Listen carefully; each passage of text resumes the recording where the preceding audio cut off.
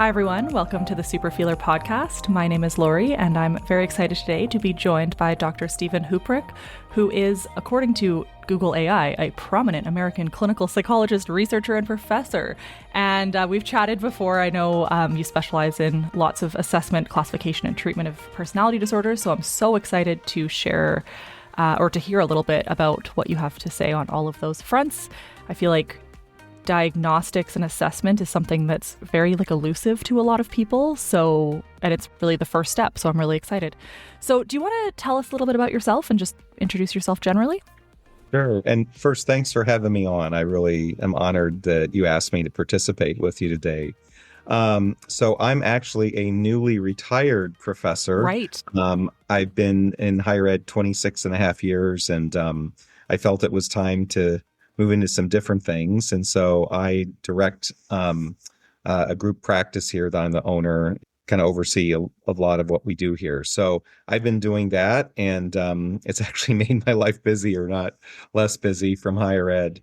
But I did enjoy really a nice time in higher education, was at 4 different institutions, and saw that as different as each institution was, there's a lot of similarities across things. So but it's been a good, it was a good time, and I've enjoyed the research and the clinical work that I do. So really happy to be here and talk in whatever way I can about experiences and work I've done.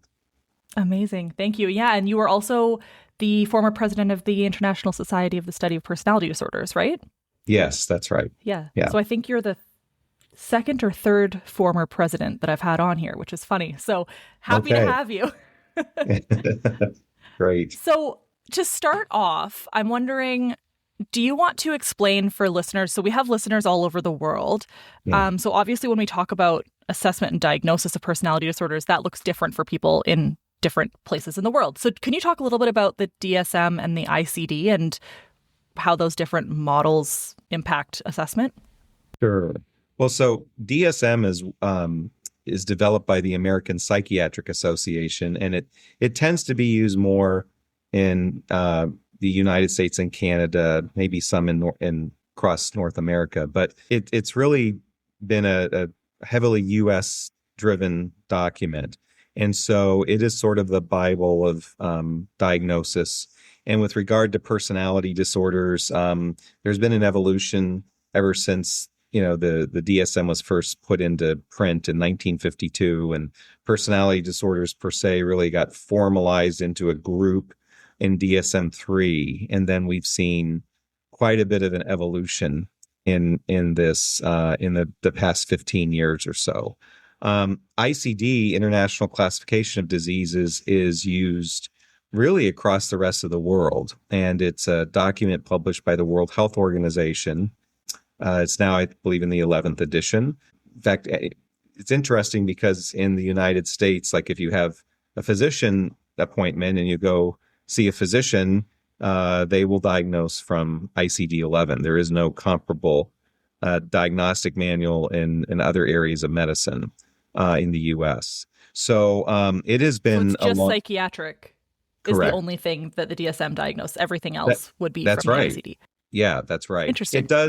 There are some ways to incorporate concerns about other medical conditions in the DSM, but my primary care would not use that to assign other medical diagnoses if it was needed. So, but ICD is really the big document that's been used, and it has also seen some revisions. And so, with regard to personality disorders, we're now at a place where what has been formalized in ICD-11 and what is proposed for the next iterations of the DSM, that the two models actually look more similar than they have before.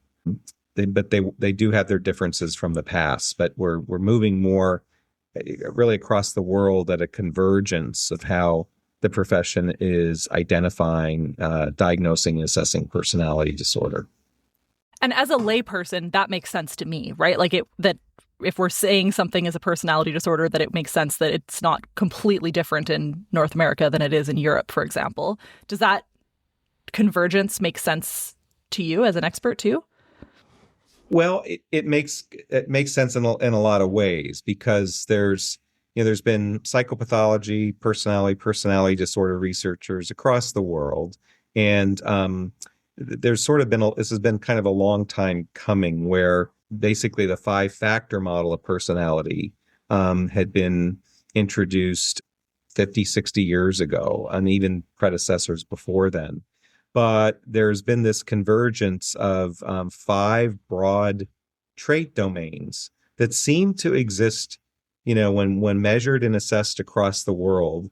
They tend to exist universally. And there's some minor exceptions or points of discussion, but these five broad factors are widely referred to as neuroticism, extroversion, openness to experience, agreeableness, and conscientiousness. It's important to note that this research was set up to identify normal or normative variations in personality. So if we use a measure to assess neuroticism and you have the mean, you're kind of in the middle there across the comparison sample. Where this research started to go into the personality disorder field was that because of the universality of the model, it was and because of, in some ways, the elegance of talking about traits and personality traits, which most of us understand, people started to think about, well, could it be that extreme variations on these traits are what constitutes personality pathology? And so we had a period of time in where that model was put together and then started to be studied empirically.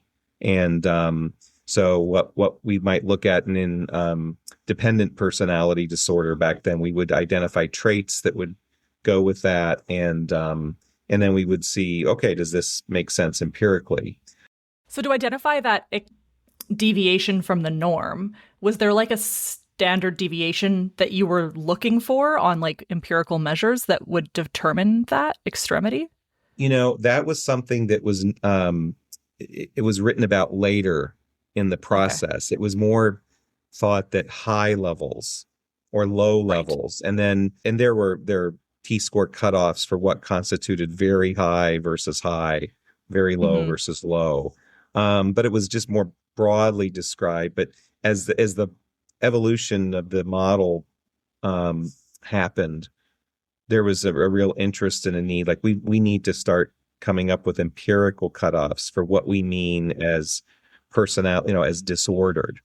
But I think it was because of that work and really sort of its interest across the world that there was an interest in, well, let's see if we can take these domains and produce scales that are really more pathologically oriented.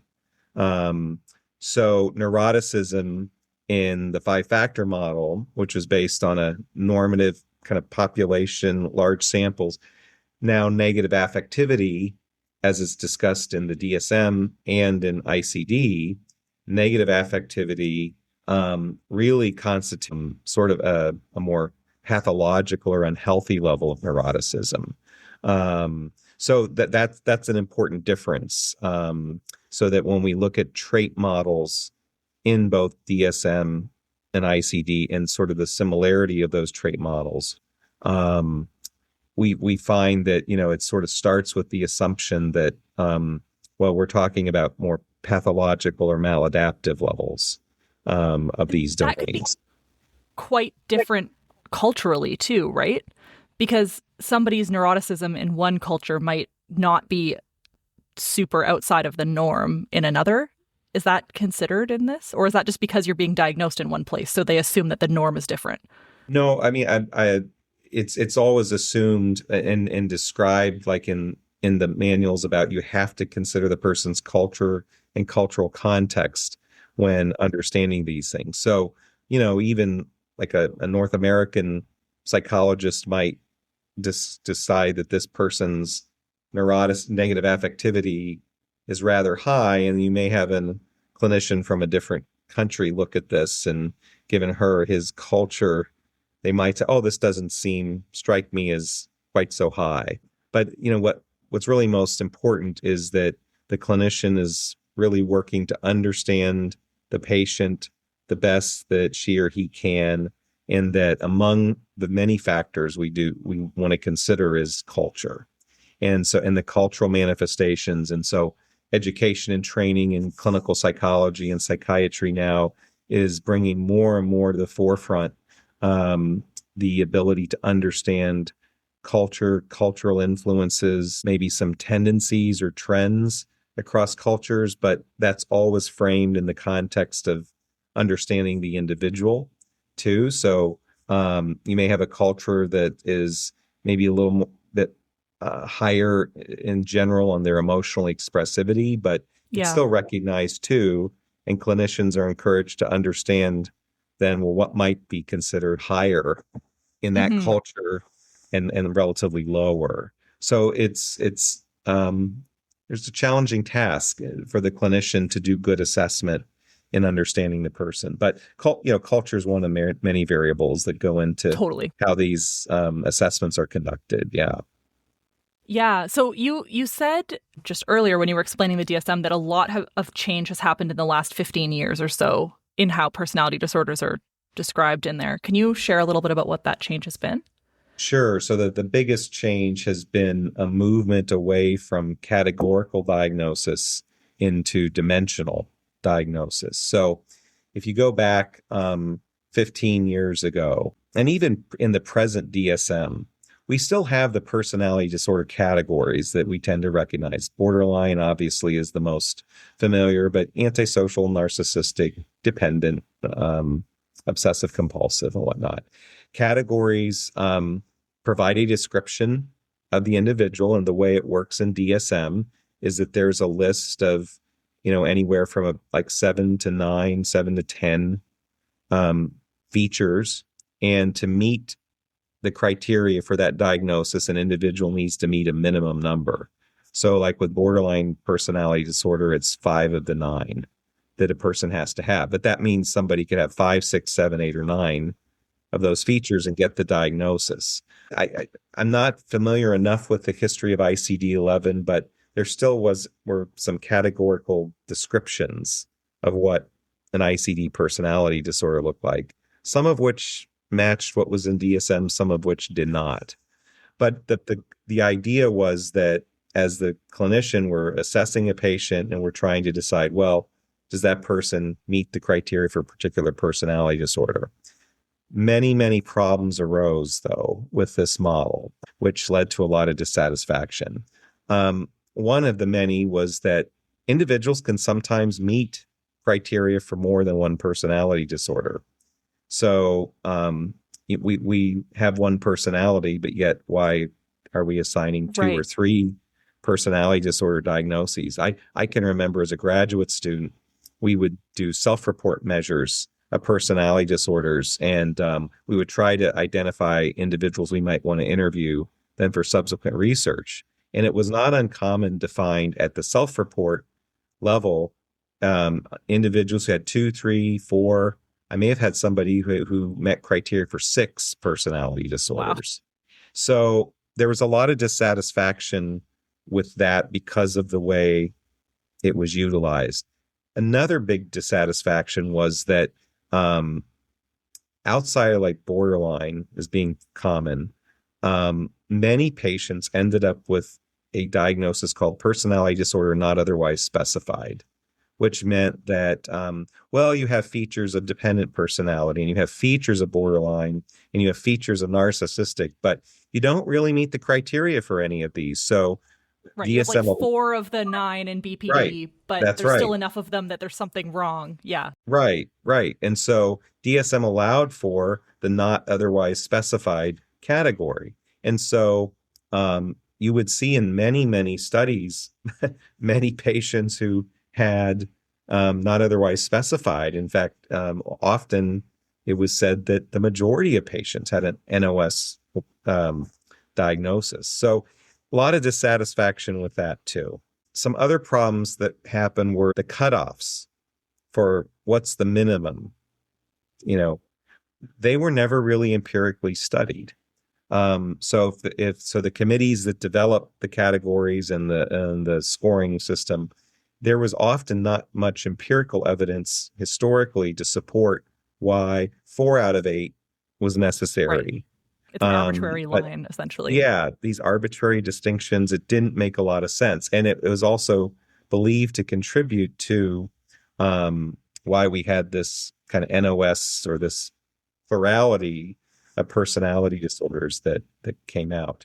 There was also difficulties people had just making some differential diagnoses. So is this person borderline or histrionic, or borderline or dependent, or is this a psychopath, antisocial personality, but they sure have a lot of narcissism too. The differential diagnosis could be really challenging. So Well, there's and a even lot of, outside of personality disorders, right? Like ADHD oh, and BPD have so much in common. yeah, Obviously, like OCPD, OCD, like there's so many things that it could be. And most people are going to meet some of the criteria at some point. right. Well, that just the whole idea of comorbidity, DSM offers so many categories across so many classes of conditions.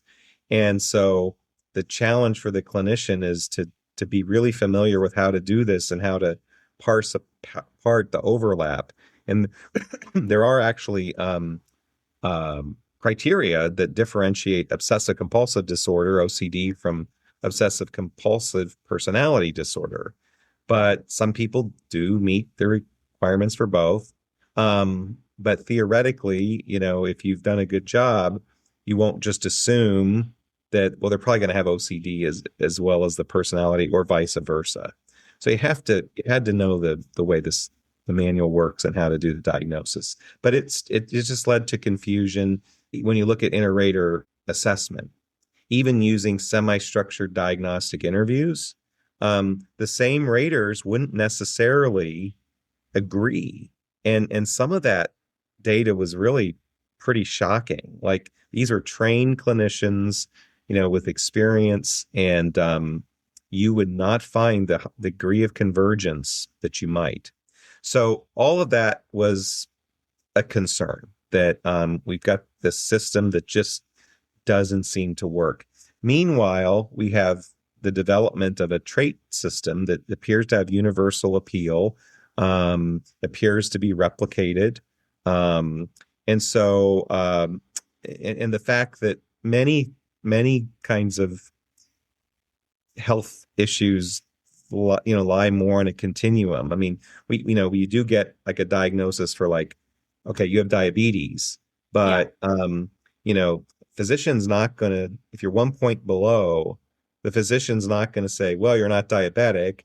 Technically you are, but most PCPs are going to say, we need to monitor your blood sugar and make sure, it's going to be okay.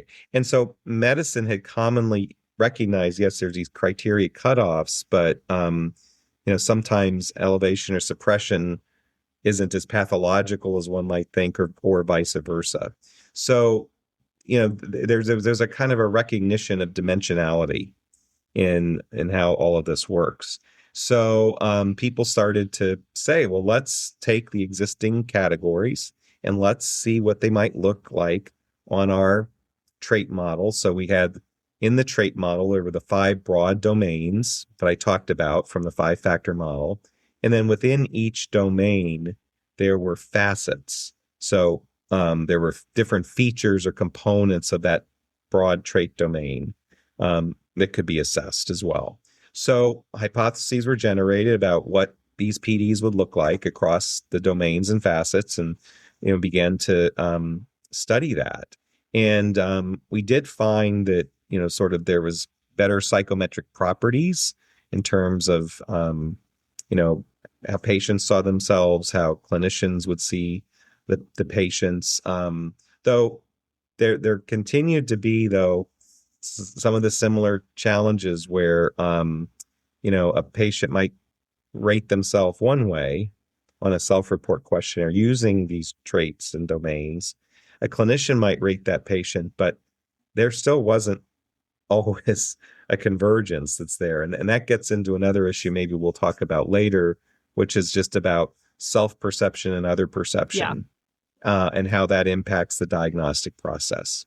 But nonetheless, the disdain for the categories had been pretty strong, and the interest in a dimensional model, and for all the reasons I talked about, just with its strength, its universality, it just continued to grow. And so when DSM-5 was published in 2013, it actually presented this alternative model, which in part put as one of the two important factor, or I should say, one of the two most important features of personality disorder to understand had to do with the traits and what kind of traits a person had.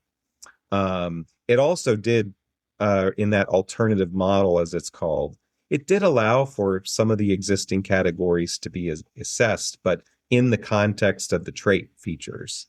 And the committee that put this together said that the 6 PDs that were included in the alternative model had the best empirical support, but we wanted to transition into a trait-based level of assessment.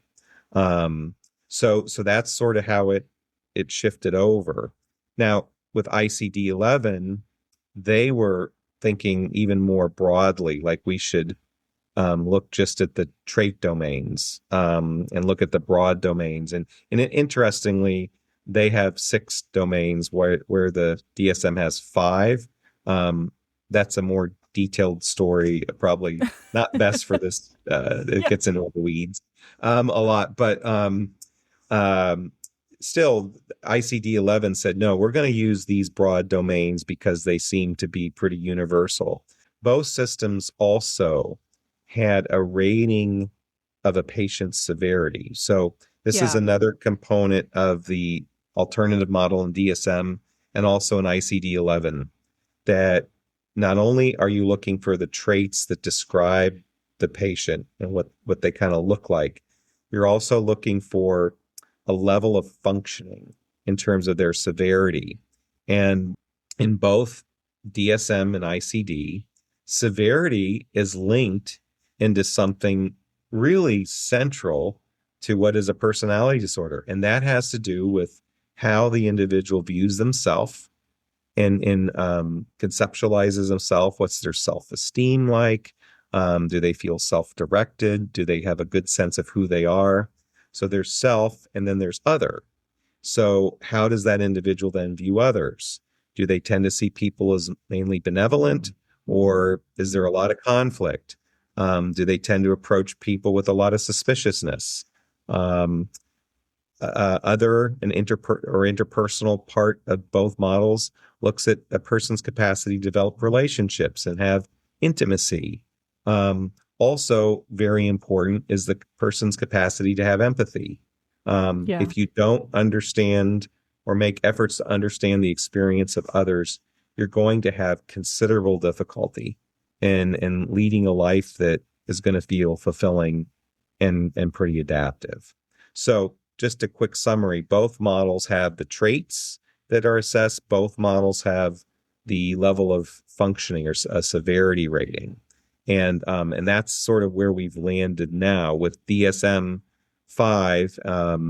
and then I think even 5.1, I may be mistaken, but there still is the option of looking at certain categories. ICD-11 was much more assertive about removing the categories, although they did retain what's called a borderline specifier. And that was for insurance purposes, is that right? Well, I believe some of that was, a couple things. One, I mean, there's so much treatment offered for borderline. We have a lot of evidence-based treatments for BPD that have good empirical support. So there's really no doubt that in most clinicians that there's something there called like a borderline personality. But some of the arguments were, if we remove that, and this was an argument that originated more out of Europe, was that if we remove that, well, we're going to lose support to provide, insurance or medical support from the country to provide care for patients who really need it. And those clinicians, rightfully so, were saying these are very patients who can have pretty significant impairment and who really need treatment. And we know our treatments work. And so there was a real threat seen to providing good care if this was removed. So ICD-11 offers what's called a borderline specifier, though it's still expected that clinicians are going to be looking at these traits and making sure they've done a careful consideration of the trait domains that are there. That's super interesting. And it makes sense, right? Because so I was diagnosed when I was 18, which was like 14 years ago. And at the time, I was also doing a psych degree. And so when I was learning about personality disorders, it was very much like these are untreatable, even though, of course, that wasn't true. It's even 14 years ago, that's still ridiculous. But at the time, that's how they were described. Whereas now, like, borderline is very treatable. It's not easy, but it works. So one thing that I thought was really interesting about what you said is that self-perception and then the perception of others. Because when you said self and others, I anticipated you talking about how others perceive the person that you're assessing. Is that also taken into consideration? Oh, sure. I mean, if somebody comes in for treatment and says, I just don't get along well with people, or I don't really have many friends, or I can't seem to keep friends, and the clinician will start to try to understand, well, why is that happening? And oftentimes you find patients have limited, in some cases, really minimal awareness that what they say or do adversely impacts others. So the patient might not think, they might say, well, there's something going on. But when you ask the questions, then you start to see as the clinician, oh, wow, no wonder you're having problems. You really can't control saying what you think. And sometimes you say some things that are really hurtful to people, even though it doesn't sound like you necessarily mean to hurt them, but you don't recognize, that you're saying these things. So, yes, it absolutely is bidirectional. Even just the intensity of people. Like, I remember when I was doing DBT in groups for the first time, being like, oh, that's what people mean when they tell me that I'm intense, right? Because I could finally see it in somebody else. And I'd never met anybody else that was that intense of just like a person. And it was actually really helpful for my own insight to be able to recognize what it looked like to see myself in a mirror, essentially. Yeah. Curious, because I'm in Canada, you're in the States. We have obviously very different medical systems. And I think we have a lot less access to psychiatry and psychologists than people in the States do, which is kind of ironic, actually, given what people assume. So for us, a lot of the time, clinical assessments are very time limited, very short. People are just kind of getting diagnosed on a whim. What do clinical assessments look like in your work, and what should they look like based on best practice? That's a great question. Well, like you were suggesting, I mean, clinical assessments often are brief, especially depending upon the facility. So if somebody's in an inpatient hospitalization, they'll go through and do assessments, but they may have briefer measures of things, or maybe more focused on particular conditions that inpatient unit treats well. But what I find, and now this is me putting on my professor cap and teaching personality assessment for all these years, is that most personality-based assessments and even psychopathology do not frame their conceptualization in a more holistic way of understanding the person. That, and I think this is some of the harm of the categorical system, was that we just thought, well, if we just ask these specific questions, that's the diagnosis. And the problem is they're not framed in the bigger picture. And so in personality assessment with personality disorders, and I think even now with a movement to improving our overall classification of psychopathology, I think we are moving to a bigger picture. So, when I do an assessment, and how I've taught students to do assessments, is that we frame the individual in the context of personality. So what does that mean? Well, we're trying to get broadly a level what's their level of severity and their functioning. So we're interested in knowing how bad are things going, and we also want to know potential risks of harming themselves or harming others. That those are kind of universally important. But specifically with personality, I'm always looking at the broad areas of self-functioning, interpersonal functioning, affect experience and management, sort of defensive functioning, or what some call as coping mechanisms and strategies. Okay. And I tie that into the stress that a person has now and how they've typically managed stressful things. And then finally, in like cognition and reality testing. So is that like the perception of others being like you assume people are suspicious? Is that the cognition and reality testing piece? That would certainly be a part of it. I mean, it would also be discussed in the context of interpersonal perception. Right. But the fact that a person's cognition so regularly goes down the pathway of, can I trust this person? Am I being hurt? Am I being manipulated? That restricts all the possible ways we could think about what's happening in a situation. And so when there's that kind of a restriction, it can almost become like a preoccupation with this. So, we certainly are looking at that, but reality testing is a big part of it. And I should say reality testing and judgment, because obviously if somebody's hearing voices and, thinks things are being put into their head by the television or by the media or cell phones or whatever, we're moving into more psychotic kinds of problems. And that still I view under the context of personality. But when it's a psychotic condition, then the treatment and managing becomes different than for typical personality disorder. So again, I like to look at those sections. And so for instance, like with the self, I was just saying earlier, self-esteem, what's their identity like? Do they see themselves as having agency? Do they see themselves as being valuable and meaningful? Can they recognize strengths and limitations and be realistic about that? If they don't have a good view of themselves, can they be overly punitive, punishing themselves? I'm thinking of a couple patients that I see now who have this ability to take just about anything that's happening in their life, and then they somehow find a way to make it be how their contribution adversely affected the situation.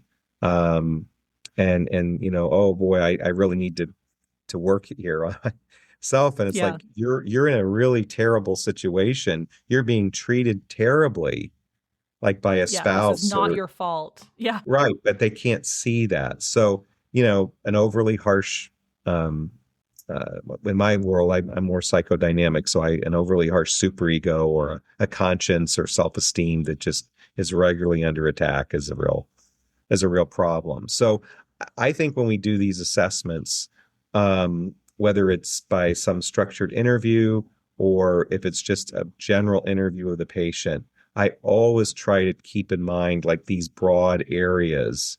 And because I think that when we start to put this together, we have a much more informed picture of the person. And the more we can get into depth into each of these areas, the better. So you'd asked me earlier about cultural context.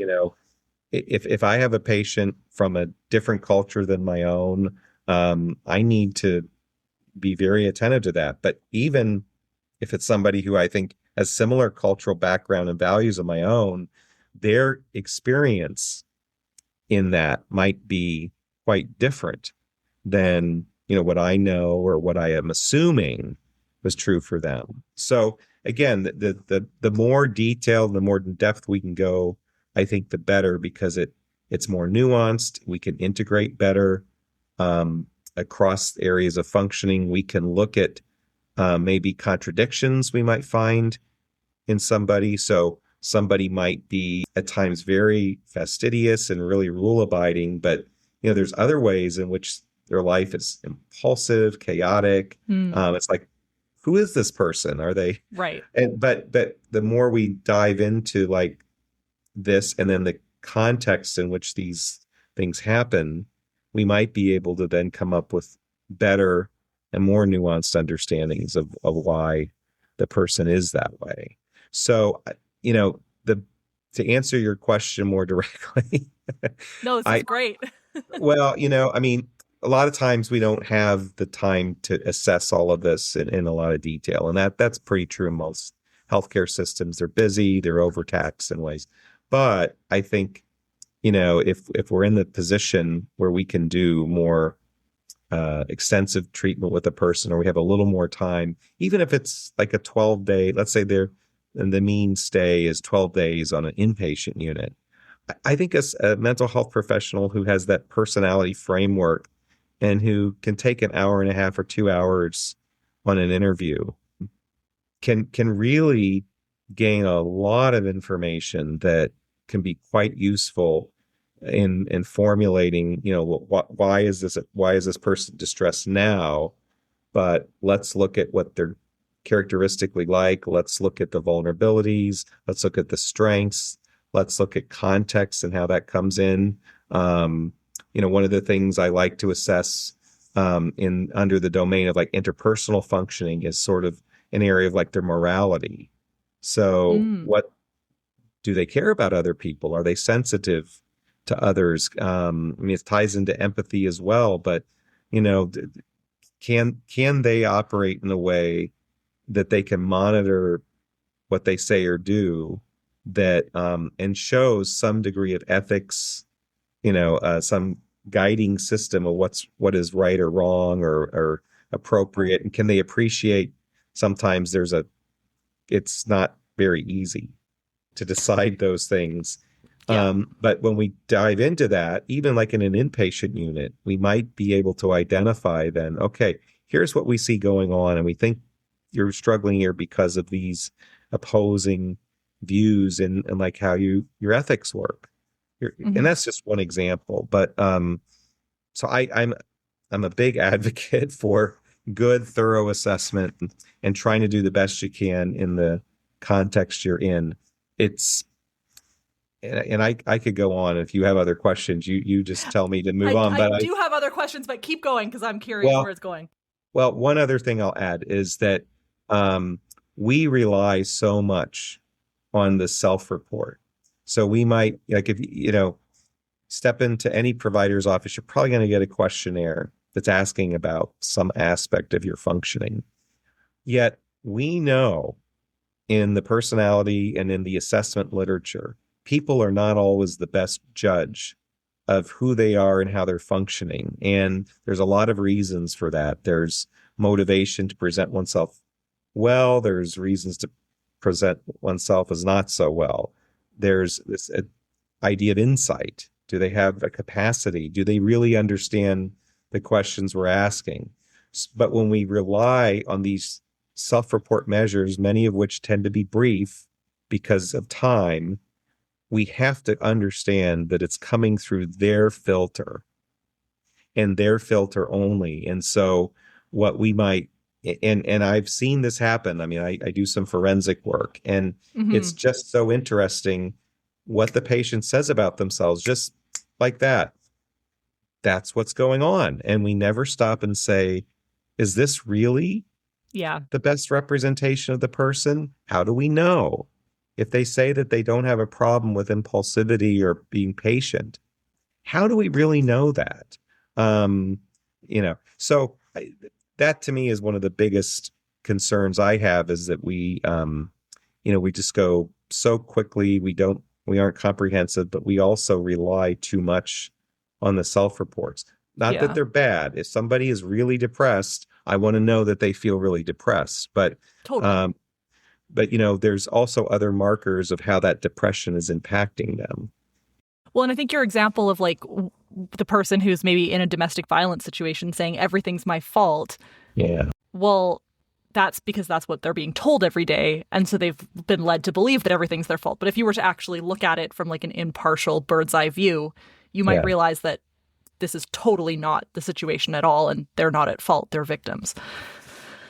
Right. Yeah. It's a great example. Yeah. And like I was with depression, I mean, there can be somebody who scores very high on the Beck Depression Inventory, but you look at one person who can't get out of bed, doesn't eat, but there's another person who reports at the same level, but yet somehow they find their way to go to work every day. They tend to take care of themselves, but they're, subjectively as miserable as somebody who maybe isn't. But there's a big difference between being Yeah, able to go to work, help support yourself than somebody who can't even get out of bed. And totally. so that self-report and that corresponding number we get, if it's not linked into, again, kind of functioning, Hmm. we can really miss important information about the patient. Yeah. It's so hard, right? Because it's not like you either have a tumor or you don't, right? It's all subjective. So I guess I love talking about like the assessment piece and the diagnostic piece, but at the end of the day, the why is important. Other than to have a name for what you have, which I think has so much value. I've found having a borderline diagnosis to be one of the most valuable things that anybody has ever given me. But how does it lead to actual change and treatment options for patients? Well, I think first and foremost for the clinician, we have to really understand as best we can what is happening here with this person. Why are they suffering the way they are? Why is their life not gone the way they wanted? Where's the areas that are really impacting them now? So we have to do our job as a clinician to try to understand the patient as best as we can. And again, we might be making assumptions about things as I've been talking about. And if we don't really understand what they mean when they say, I get a little irritable, we may really misjudge, what it is that's going on in the interpersonal situation, for instance, or how that irritability translates into self-harm and frequent suicidal ideation. So the assessment is terribly important for the clinician, but I think it also, if we want to be ethically responsible to our patients, we want to understand them the best we can. And we want to be able to say, here's what I have come up with, and here's how I think about this. And some things in this are going to be a little more difficult or more challenging. But it's if we really want to do a good job and we really want to see our patients improve, we've got to have that. So when we have that, then it really allows us to know how we want to work with the person. It might be, for instance, at a broad level that this person is probably not going to respond really well to insight-oriented work right away. That they're just a level of insight is missing, their capacity to understand themselves and others and their own mental state and others' mental states. It's just not going to go anywhere. So we might look at changing to a more supportive, or some educational, even helping the person. Like, can you imagine what they might have been thinking when you said that? And I've had patients who I don't know. And then I'll say, Totally. well, what if they had thought that, oh yeah, I do that. But, Hmm. that tells me something really important, is that they know, but they don't know. Yeah. And Or they don't think to think about it, which I think is a right, huge difference. right, Yeah. right. Something they think is such a passing or irrelevant thing, they need to devote way more time and attention to that. So at that broad level, picking the treatment, but then also as we enter into the treatment, having an appreciation of, again, that personality, looking at the converging parts, the diverging, where do we find conflict in a person's experience? Certainly, not being a psychiatrist, but knowing something about medication. At what point do we decide we think that a medication referral is appropriate? Yeah. There's just plenty of patients who are too depressed or too anxious, or they're like, I have a patient I've seen with very obsessive thoughts, and went to an OCD clinic to specialize in it. And the clinician there thought this is more personality based. And, I came to identify with the patient, just there are these obsessions, these intrusive thoughts that enter. And so, I was referred the patient because I do personality disorder work. And I did believe the obsessive compulsive problems. But when I heard the nature of the obsessions, yes, there's very rich content in terms of personality, in terms of psychodynamics. But I also recognized this guy's thinking gets, when he starts into an obsessive train of thought, it just rapidly goes downhill. And he then loses the capacity to separate his fantasy about things from things that actually happen to him. So I said he has to be evaluated for potential antipsychotic medication, something to help him. And he's had a low dose of antipsychotic medication. And it doesn't remove the thoughts, but it kind of lets him slow down. So again, having that, my conceptualization, but also recognizing, well, I could see a personality disorder component, that pathway, but we've got to address this thought because therapy is not going to go anywhere if we don't address this. So these are just a few examples, though, of the way we want to, do our best to, have a good understanding of the patient and then enter into the treatment and provide what we think is needed. And I think my example showed too, we also have to still recognize and be open to the fact that we still have more to learn about our patient. Even if we've seen somebody several months or maybe even a year, thinking again of a separate patient who I learned things about some trauma from this person after a year of treatment, even though I knew he'd been traumatized. I think it's just good assessment, constantly thinking, pick your direction in your treatment, but being able to modify or be flexible as you need to be. Yeah, it gives you a bit of a framework of where to start, right? Because otherwise humans are so complicated. Oh, it could be impossible. Yeah. And I've seen cases where a conceptualization that comes up pretty quickly and is sort of solidified, and then the patients don't benefit. And so then they leave the treatment. And I've had a number of patients who come into our practice where this was the case. They said treatment was, it was okay. Well, what was wrong? And I didn't feel really understood. And then you hear more of the story and you can kind of see where, well, maybe this clinician really saw it this way, but did they appreciate other stuff that was there? Yeah. Mm-hmm. Absolutely. So you have a new book coming out. Do you want to tell us a little bit about your book? So this is a book on performance-based assessment, which we used to call projective tests or projective assessment, but it's on the performance-based assessment of the alternative model in DSM. Okay. That's a whole lot of words. Explain performance-based assessment in simple words for me. Sure. No, absolutely. So, when we think about projective tests, we think of the Rorschach. We think of the thematic perception test. We might think of figure drawings, for instance, or a sentence completion. These are, been in the clinical world a long time as projective tests, the idea that people project something about themselves or their conflicts into the material they generate. There's been kind of a revamping of that, it's not just projection that's happening, but there's other things that are going on. So the term that's been used in the personality assessment world by most people is now performance-based assessment. Okay. So you're performing some sort of task. Yeah. So the task. So like the task is look at this Rorschach inkblot and tell me what it might be. Mm-hmm. Look at this story and tell me a story about what's happening in the picture, what's happening now, what led up to it, and what's the outcome. And I want to know what the people are thinking and feeling.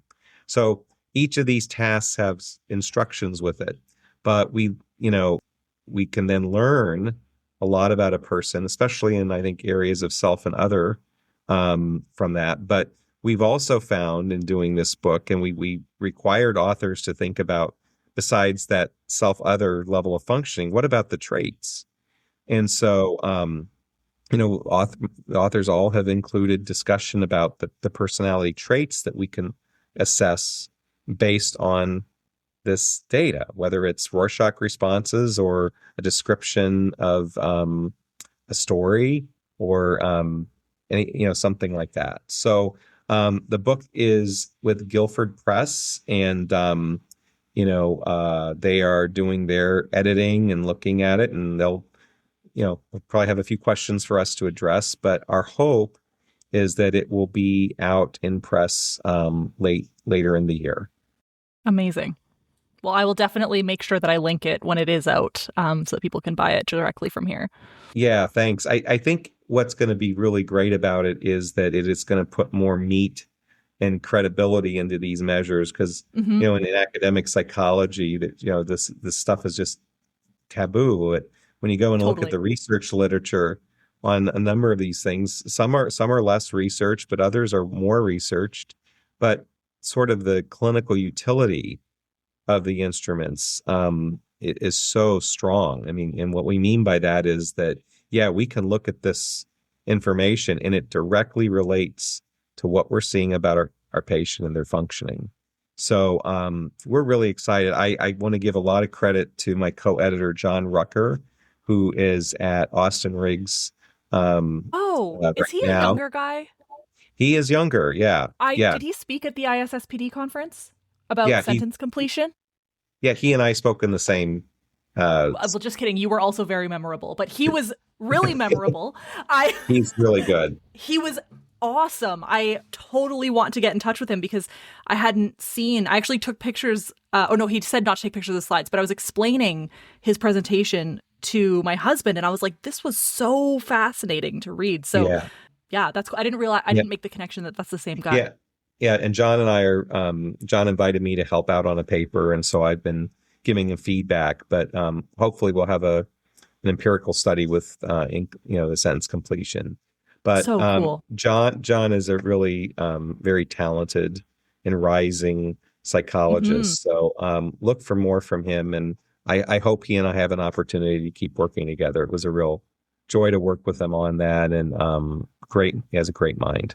Yeah, well, I'll have to have him on. You should introduce him to me, or give me his email, because I would love to reach out. I will. Yeah, that would be awesome. No, that was a really cool presentation. I remember it a lot, actually, of all of the presentations at that whole conference. I think that was one of the ones that stood out the most. Yeah, it was really good.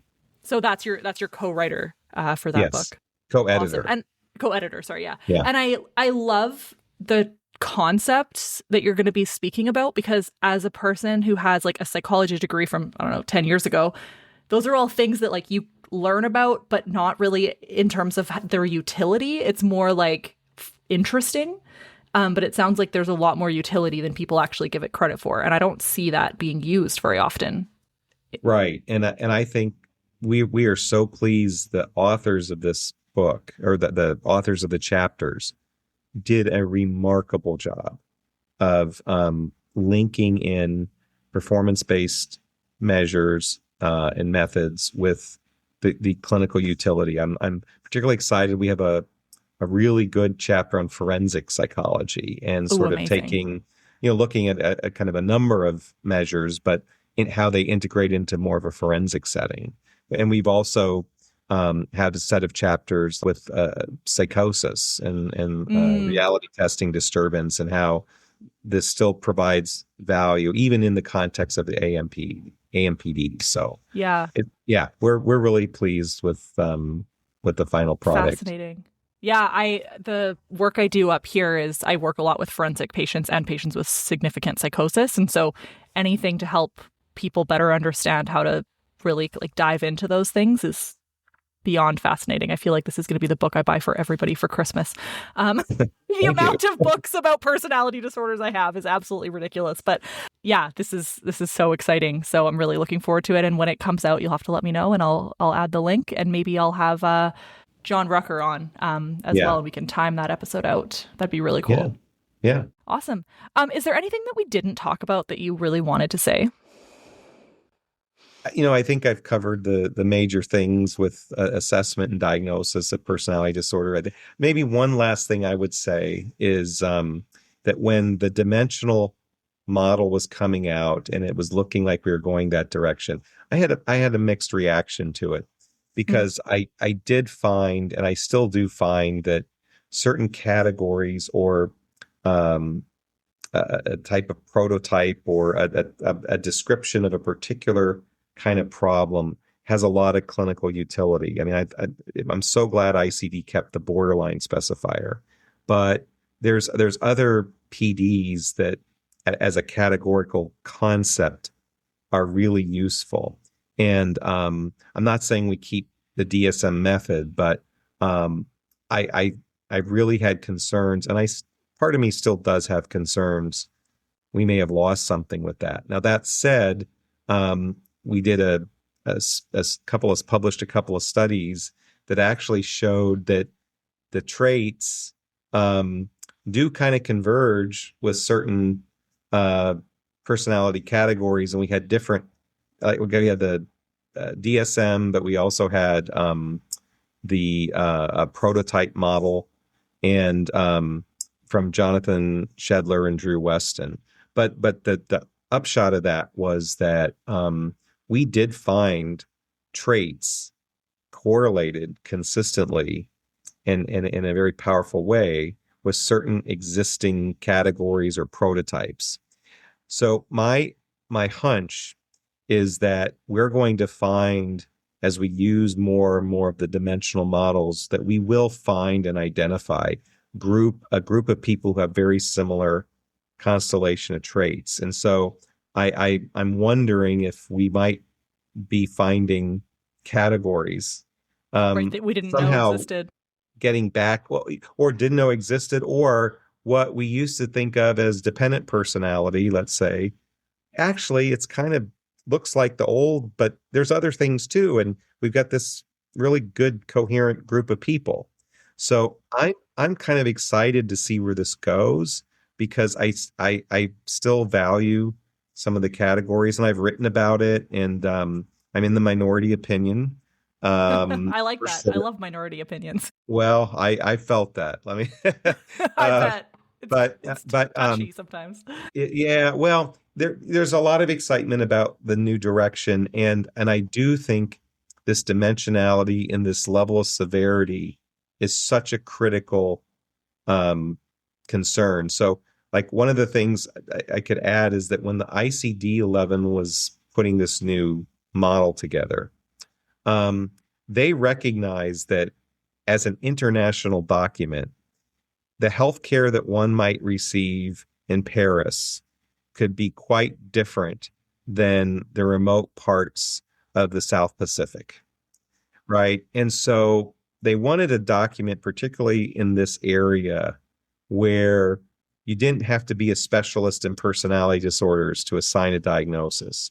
So the Mm, severity ratings became really important here because if a like a physician who one physician that covers half a country or half a yeah, re totally. like but they could identify, like, look at this and say, yeah, I think this person maybe has like a moderate level of personality problems.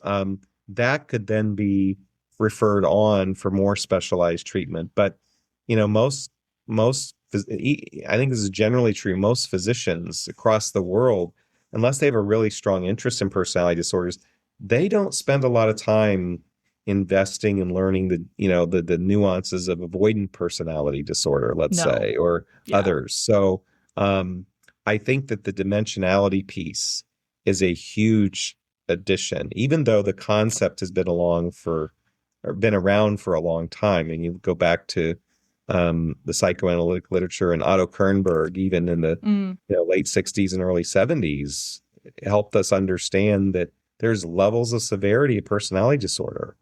And so, anyways, I'm excited about that part, but I will be curious over time if we don't find certain categories kind of find their way back in, but a little more nuanced or a lot more nuanced empirically. But I'll be curious, see what yeah. happens. Oh, that's so fascinating, and I can't wait to see where this goes because I think the more we can like keep up with the realities of our systems, the better we are. I mean, yeah, I've worked with, remote First Nations communities before, and like their access to services are not the same. And I also don't think in Canada you can diagnose mental or like personality disorders if you're not a psychiatrist or a psychologist. I could be wrong, but even if they had some sort of ability to understand like the basics of it, would, in a more simplified way, would make such a huge difference, even to stigma and how their people are treated. Yeah. Awesome. Okay, my final question for you is, what do you love most about working with clients who have personality disorders? That's a great question. Thanks. I think that the first thing that comes to mind is resiliency, which may seem like a strange thing to say because, if we think stereotypically, borderline patients, they've been described as stably unstable. And, but as I get to know patients with PDs and, what I find is they're working very, very hard to find a way to live in the world, to try to connect to people, to care about themselves. And some, if not most, have gone through some pretty upsetting and destabilizing things in their life. And I'm not saying it's all about trauma, but to some extent, I am saying it's about life experiences that have been disruptive enough to set a person off course. And so when I see a person really working hard at this and trying, and some of the patterns, just are so dysfunctional, the fact that they are coming in and want to be in treatment with me, I really value the resiliency in them, and I want to join with them in that sense that things can get better. I will say to them, I really believe this can get better. I can't promise you, but I really believe this can get better. And as they allow themselves to enter more into that possibility, that's when I see some really wonderful things happening. And so that's probably, again, there's probably a lot of other things I enjoy about it. Yeah, no, that's a great answer. Yeah, but yeah, I do enjoy hearing their life stories and what they're trying to do. So it's a privilege to have an opportunity to help in some way. Yeah, we appreciate it. All of us do. And all of your work. It's so fascinating. So thank you so much for coming on. It's been great getting to know you a little bit better. And I cannot wait for your book. Truly, I'm very excited. Well, thank you. I've really enjoyed talking with you today. Awesome. Thank you. Thank you so much for listening to the Superfeeler podcast. This episode was recorded on the traditional and unceded territory of the Matsqui and Sumas First Nations. If you'd like to learn more about the Superfeeler podcast, share your story, or participate in the Superfeelers Club, which is our peer support group, it's totally free, virtual, and open to anyone who experiences intense emotions or has borderline personality disorder, please check out the link in our show notes or go to laurieedmondson.com. If you would like to support the show, we would very much appreciate it. There's an option to do monthly small donations at whatever denomination you'd like, patreon.com/superfeeler, or again in the notes below. Thanks again and have a great day.